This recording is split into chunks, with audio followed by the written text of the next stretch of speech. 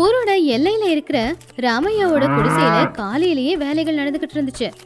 ராமையா பட்டணத்துல இருந்து வர அவனுடைய சித்தப்பா சித்திக்காக வேலைகளை செஞ்சுக்கிட்டு இருந்தான். சீதா வீட்டுக்கு வெளியில பாத்திரத்தை கழுவிக்கிட்டு கோவத்துல புலம்பிக்கிட்டு இருந்தா. அவங்க வர்றது சீதாவுக்கு சுத்தமாவே பிடிக்கல. ஏன்னா அவங்க வரும்போது வெறும் கைய வீசிக்கிட்டு வந்து கடைசியில வீட்டுல தங்கிட்டு போகும்போது வீட்டுல இருக்கிற அத்தனை பொருளையும் எடுத்துக்கிட்டு போற ஆட்கள் அவங்க. ஏங்க, உங்ககிட்ட எத்தனை தடவை சொல்றது, அந்த குடும்பத்தை சேர்ந்தவங்கள நம்ம வீட்டுக்கு வர சொல்லாதீங்கன்னு. அவங்க வரும்போது கைய வீசிக்கிட்டு வருவாங்க, 3 நாள் ஃப்ரீயா உட்காந்து நல்லா சாப்பிட்டுட்டு போவாங்க. இதுல நாம என்னமோ பிச்சைக்காரங்க மாதிரி ஒரு பார்வை வேற. அவங்களுக்கு தான் பட்டணத்துல 2 பெரிய வீடும் 10 ஏக்கர் வயலும் இருக்கே, அங்கே இருக்க வேண்டியது தானே. காலையிலேயே அப்படி கத்தாத சீதா, அவங்க நம்ம குடும்பத்துக்கு பெரியவங்க. அவரு எங்க அப்பா கூட பிறந்தவர். அவங்களா விருப்பப்பட்டு நம்ம வீட்டுக்கு வரேன்னு சொல்லும்போது இல்ல வராதீங்கன்னு நான் எப்படி சொல்றது சொல்லு? நமக்குன்னு பட்டணத்துல இருக்கிற சொந்தக்காரங்க அவங்க மட்டும்தானே. உறவுகள் வீட்டுக்கு வர்றது தப்பா என்ன? உறவுகளா? இவங்க எல்லாம் என்னங்க உறவுங்க? உங்க மேல பாசத்தோட வராங்கன்னு மட்டும் நீங்க நினைச்சிடாதீங்க. உங்ககிட்ட என்ன இருக்கோ அதை வாங்கிட்டு போக தான் அவங்க வராங்க. போன தடவை வீட்டுக்கு வந்தாங்களே, 10 ரூபாவுக்கு ஒரு வாழைப்பழம் வாங்கிட்டு வந்தாங்களா? ஆனா போகும்போது நான் கஷ்டப்பட்டு அந்த வருஷம் போட்டு வச்சிருந்த மாங்காய் ஊறுகாவை ஜாடியோடு தூக்கிட்டாங்க. நீங்க வீட்டுக்காக வச்சிருந்த அந்த ஒரு மூட்டை அரிசியையும் தூக்கிக்கிட்டு போயிட்டாங்க. ஏன்னு கேட்டதுக்கு, பட்டணத்துல அரிசி நல்லா இல்லடா, உன் பொண்டாட்டி போடுற ஊறுகாய் மாதிரி அங்க கிடைக்க மாட்டேங்குதுறான்னு நான் கூசமா போய் சொன்னாங்க. ஆனா கடைசியில நாம அவங்களுக்கு பிச்சைக்காரங்க தான். என்ன பண்றது சீதா, நம்ம நிலைமை அப்படி இருக்கு. அப்பா மரண படுக்கையில இருக்கும்போது என் கைய பிடிச்சிக்கிட்டு, சித்தப்பா ரொம்ப பாவண்டா, அவனை எப்பவும் விட்டுடாதேன்னு சொன்னாரு. அந்த ஒரு வார்த்தைக்காக தான் என் சித்தப்பாவை இத்தனை வருஷமா சுமந்துக்கிட்டு இருக்கேன். போனா போகுது, 3 நாளைக்கு நல்லபடியா சமைச்சு போடு, நமக்கு நிச்சயமா புண்ணியம் வந்து சேரும். நீங்க என்ன வேணும்னாலும் சொல்லுங்க, ஆனா இந்த தடவை உங்க சித்தப்பா சித்தி 2 பேரும் இங்க வந்து சந்தோஷமா எல்லாம் இருந்துட்டு போவாங்கன்னு நினைக்காதீங்க. என் புருஷனோட அப்பாவித்தனத்தை பயன்படுத்திக்கிட்டு அவருடைய ரத்தத்தை குடிக்கிற மூட்டு பூச்சிங்க இதுங்கெல்லாம். இதுங்களை நசுக்கி ஒரு வழி ஆக்கத்தா போறேன். உங்க சித்தப்பாவோட பாக்கெட்ல இருந்து 100 ரூபாய் இல்லைங்க, 1000 ரூபாவை நான் வெளியில எடுக்க வைக்கிறேனா இல்லையான்னு பாருங்க. அவங்க பணத்தை அவங்க கையாலே செலவு பண்ண வைக்கிறேன். மதியம் ஒரு 12 மணிக்கு ஒரு குதிரை வண்டி ராமையாவோட வீட்டு வாசல்ல வந்து நின்னுச்சு. அந்த குதிரை வண்டியில இருந்து ராமையாவோட சித்தப்பா பூபதியும் சித்தி சுந்தரியும் வந்து இறங்குனாங்க. அவங்க கையில 2 காலி பேக் இருந்துச்சு. குதிரை வண்டிக்கார பணம் கேட்டப்போ அவனுக்கு பணம் கொடுக்காம பூபதி வாசல்ல நின்னு, டே ராமையா, உள்ள இருக்கையா இல்லையா? இந்த குதிரை வண்டிக்காரனுக்கு ஒரு 10 ரூபாய் கொடு. என்கிட்ட 10 ரூபாய் சில்லறை இல்ல, என்கிட்ட இருக்கிறதெல்லாம் 500 ரூபாய் நோட்டு மட்டும்தான். கொடு, வெறும் 10 ரூபாய் தாண்டா. அப்போ உடனே வெளியில வந்த ராமையா அவன் கிட்ட இருக்கிற 10 ரூபாவை தூக்கி அந்த குதிரை வண்டிக்காரனுக்கு கொடுத்தான். வாங்க சித்தப்பா, வாங்க சித்தி. என்ன வெயில் ரொம்ப அதிகமா இருந்துச்சா? வர வழியெல்லாம் அனல் ரொம்ப அதிகமா இருந்திருக்கும் இல்ல? ஆட அதெல்லாம் ஒன்றும் இல்லப்பா. பட்டணத்துல அந்த பருத்தி மெத்தையில படுத்துதான் உடம்பெல்லாம் வலிச்சுக்கிட்டு இருந்துச்சு. அதனாலதான் சரி கிராமத்துல கொஞ்ச நாள் தங்கி இந்த சுத்தமான காத்தை சுவாசிச்சு போனா உடம்பு குணமாகும்னு நினைச்சோம். என்ன சீதா, எப்படி இருக்க? ஆமா, என்ன உன் முகம் வாடி போயிருக்கு? அதெல்லாம் ஒண்ணும் இல்ல அத்தை, நான் நல்லாதான் இருக்கேன். நீங்க எப்படி இருக்கீங்க? ஆமா, கையில என்ன இவ்வளவு பெரிய பையே? எங்க தங்கிட்டு போக துணி எடுத்துட்டு வந்தீங்களா? அட அதெல்லாம் ஒன்றும் இல்லம்மா, நாங்க ஏன் துணி கொண்டு வர போறோம்? இன்னைக்கும் நாளைக்கும் இருந்துட்டு போட்ட துணியோடவே போயிட போறோம். அப்புறம் இது என்ன பையன்னு கேட்குறியா? ஒன்றும் இல்லம்மா, வீட்டில் தேவையில்லாத பொருளெல்லாம் இருந்துச்சு. வர வழியில ஏழைங்க யாருக்குன்னா கொடுக்கலான்னு கொண்டு வந்தோம். வர வழியில எல்லாத்தையும் கொடுத்துட்டோம், அதான் பைய காலியா இருக்கு. தானம் பண்ணியா? அதுவும் நீயா? வத்தி குச்சியில பாதி குச்சி உடைச்சு பயன்படுத்துற பிசுனாரி நீ தானம் பண்ணிட்டு வந்தேன்னு சொன்னா நம்புறதுக்கு நான் என்ன இடிச்சவாயா? இந்த காலி பைய எதுக்குன்னு எனக்கு தெரியாதா? என் வீட்டுல நான் போட்டு வச்சிருக்கிற ஊறுகாய் வத்தல் போகும்போது இருக்கிற எல்லாத்தையுமே போட்டுக்கிட்டு போகிறதுக்கு தானே. ஏண்டி சீதா, மதியத்துக்கு என்ன சமைச்சு வச்சிருக்க? பயணம் செஞ்சதுல பசி பல மடங்கு அதிகமா இருக்கு. எங்க பட்டணத்துல அந்த பிராய்லர் கோழியும் அந்த ரசாயன கலந்த காய்கறியும் சாப்பிட்டு நாக்கே செத்து போச்சு. அதுவே நம்ம ஊருனா மணக்கிற அந்த வடையும் அப்படியே நாட்டுக்கோழி குழம்பும் சாப்பிட எப்படி இருக்கும்? அந்த வாசம் இன்னும் என் மூக்குக்கு வந்துகிட்டே இருக்கு. நீங்க கவலைப்படாதீங்க அத்தை. உங்க புள்ள நீங்க வருவீங்க அப்படின்னு சொன்ன உடனேயே எங்க ஒரு வட்டி வியாபாரி சுப்பைய கிட்ட 200 ரூபாவுக்கு கடன் வாங்கிட்டு வந்து உங்களுக்கு நாட்டுக்கோழி வாங்கிட்டு வந்து வச்சிருக்காரு. சமைச்சு வச்சிருக்கேன், வந்து சாப்பிடுங்க. சீதா எல்லாருக்குமே பரிமாறினா.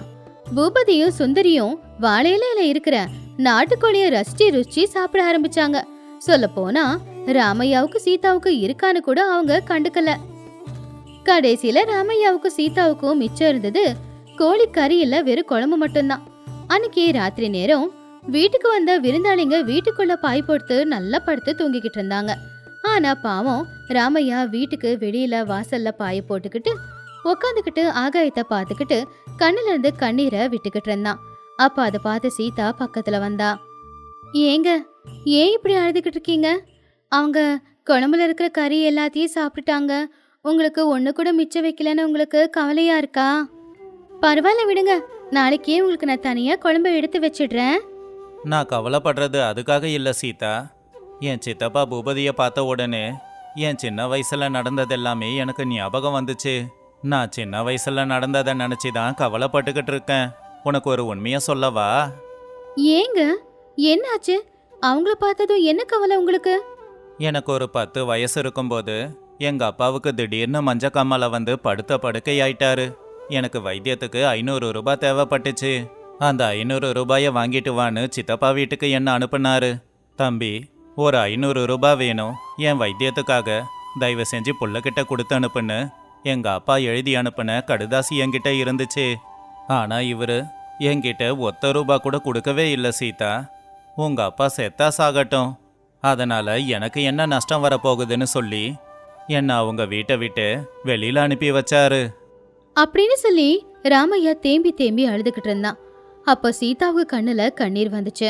அன்னைக்கு வைத்தியத்துக்கு பணம் இல்லாம அப்பா கடைசியில ரத்தம் கக்கி என்னோட மடியில தான் உயிரை விட்டாரு.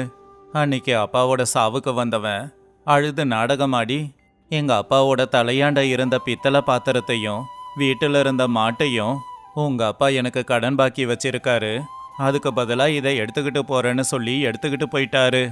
அப்பாவோட போனதுக்கு முன்னாடி 10 வயசு பிள்ளையா பட்டினியோட தவச்சிக்கிட்டு நின்ன என் முன்னாடியே அவன் என் வீட்டில் இருந்த மாட்டை ஓட்டிக்கிட்டு போனான் சீதா. இவன் மனுஷன் இல்லை, ராட்சசன். அன்னைக்கு இவன் அப்படி பண்ணதால தான் நாம நடு தெருவில் நின்றுக்கிட்டு இருக்கோம். நமக்குன்னு எதுவுமே இல்லை. அந்த மனுஷன் இவ்வளவு அநியாயம் பண்ணிருக்கான். ஆனா அவங்கள வீட்டுக்கு வர விட்டுருக்கீங்க, வயிறார சாப்பாடு போட்டுக்கிட்டு இருக்கீங்க. உங்க ரத்தம் கொதிக்கலையா சொல்லுங்க? அப்பா சாகிறதுக்கு முன்னாடி சொன்னதெல்லாம் ஒண்ணுதான் சீதா. அவன் ராட்சசனா இருந்தாலும் என் கூட பிறந்தவன், அவனுக்கான கௌரவத்தை நீ கொடுக்கணும் அப்படின்னு சொன்னாரு. அவன் செஞ்ச பாவம் அவனையே சுத்திக்கிட்டோம். நீ அவனை எதுவும் செய்யாத, என்னைக்கா இருந்தாலும் அவனை நல்லபடியா பார்த்துக்கோ அப்படின்னு சொன்னாரு. அவரு சொன்னபடி தான் நான் நடக்கிறேன். என் புருஷன் நல்ல மனுஷன். ஆனா அந்த நல்ல மனுஷனுக்கு தகுதியான சொந்தக்காரங்க இவங்க இல்ல.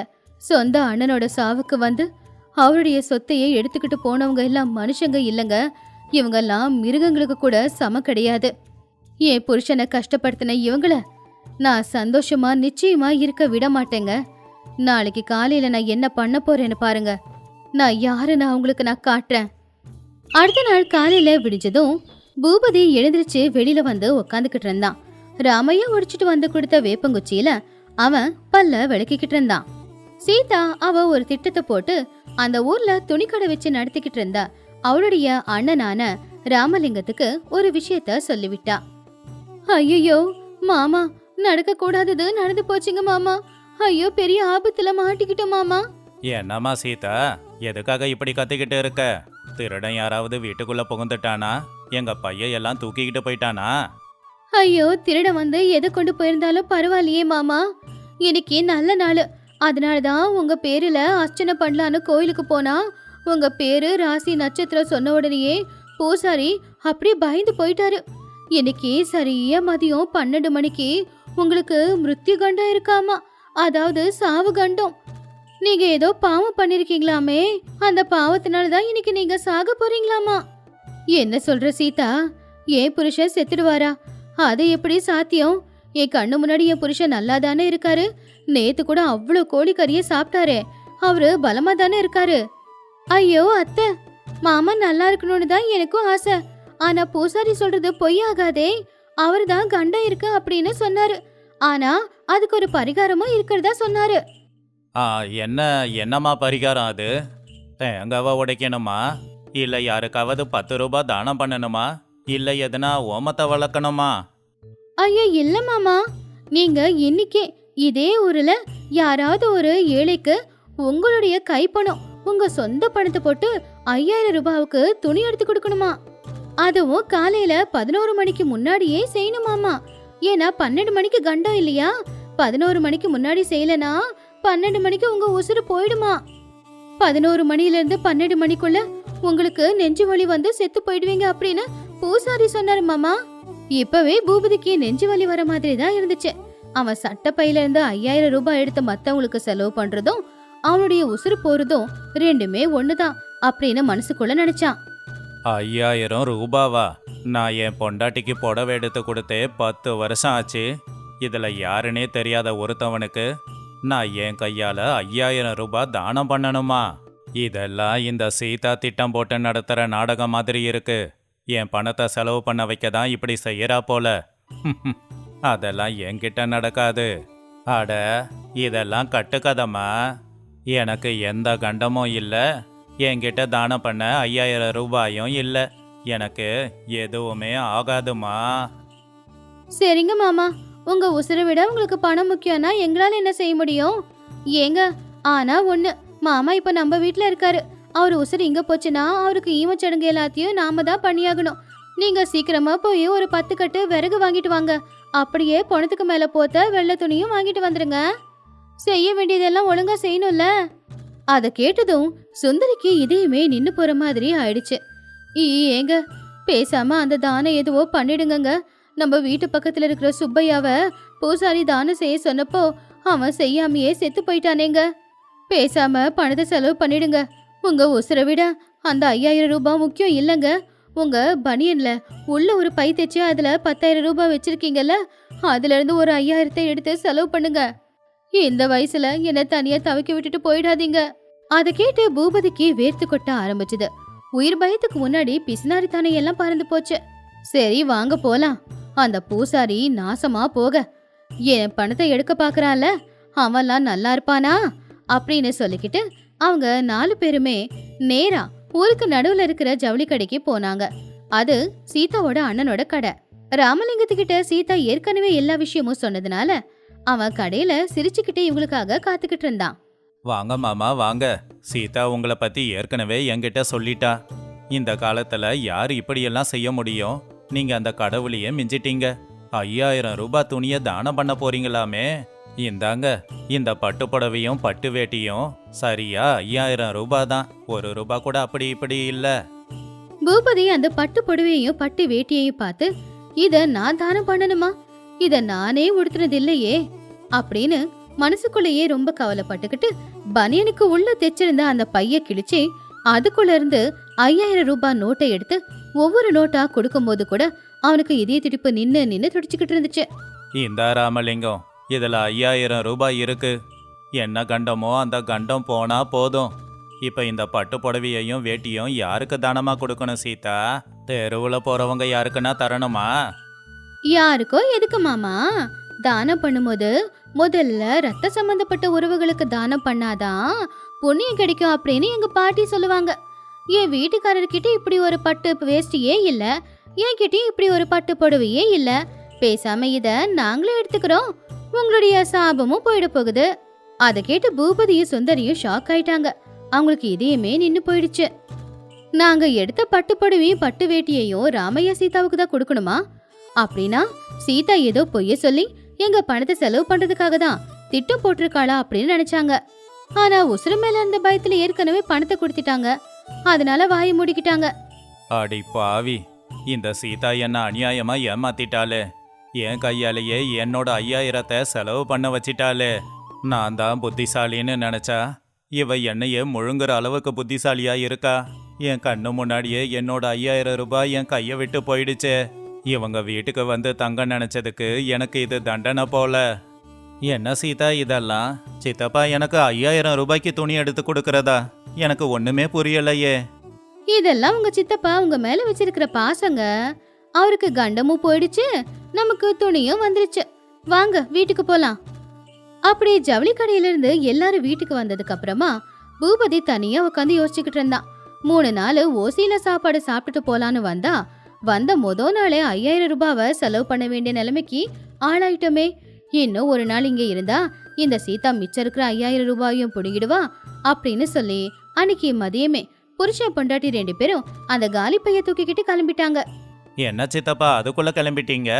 ராத்திரிக்கும் நாட்டுக்கோழி குழம்பு வைக்க சொன்னீங்களே, டீயாவது குடிச்சிட்டு போலாம் இல்ல? ஐயோ, அதெல்லாம் எதுக்கு ராமையா? மறுபடியும் நாட்டுக்கோழி குழம்பு சாப்பிட்டா என்ன கண்டம் வரும்னு தெரியலையே. எனக்கு பட்டணத்துல வேலை இருக்கு, நான் போயிட்டு வரேன். ஆமாடி சீதா, நீ உண்மையிலேயே பெரிய புத்திசாலி தான். இனிமே இந்த ஊருக்கு நான் வரவே மாட்டேம்மா. என்னோட 5000 ரூபாய் மிச்சமாச்சு, அது போதும். அப்படின்னு சொல்லி காலி பைய தூக்கிக்கிட்டு 2 பேரும் ஓடியே போயிட்டாங்க. இத பார்த்து ராமையா ஆச்சரியப்பட்டுக்கிட்டு இருக்கும்போது சீதா தான் புருஷனை பார்த்து சிரிச்சுக்கிட்டே திரும்பினா. பாத்தீங்களாங்க, முள்ளால எடுக்கிறதுங்கிறது இதுதான். உங்க அப்பாவை கொன்னால அவனுக்கு நான் கத்து கொடுத்த பாடம் இது. இவனோட பணத்துல வாங்கின இந்த பட்டுப்புடவை எனக்கு வேண்டாம். நான் அண்ணன் கடையிலேயே இத திரும்ப கொடுத்துட்டு அந்த பணத்தை வாங்கிட்டு கடனை அடைச்சிடலாம். ராமையா பொண்டாட்டியோட அறிவை பார்த்து ரொம்பவும் பெருமைப்பட்டான். அது வரைக்கும் இருட்டா இருந்த அந்த குடிசையில இப்போ புதுசா ஒரு வெளிச்சம் வர ஆரம்பிச்சுது. ஒருத்தவங்களுடைய அப்பாவித்தனத்தை நாம பயன்படுத்திக்க நினைச்சா அந்த கடவுள் நிச்சயமா ஒரு நாள் நமக்கு தண்டனையே கொடுப்பான். எதுவுமே ஒரு பக்கமா இருக்க கூடாது. அது அன்பா இருந்தாலும் சரி, பணமா இருந்தாலும் சரி, ரெண்டுமே 2 பக்கத்துல இருந்தும் தான் வரணும். அப்பதான் உறவு ரொம்ப நல்லா இருக்கும்.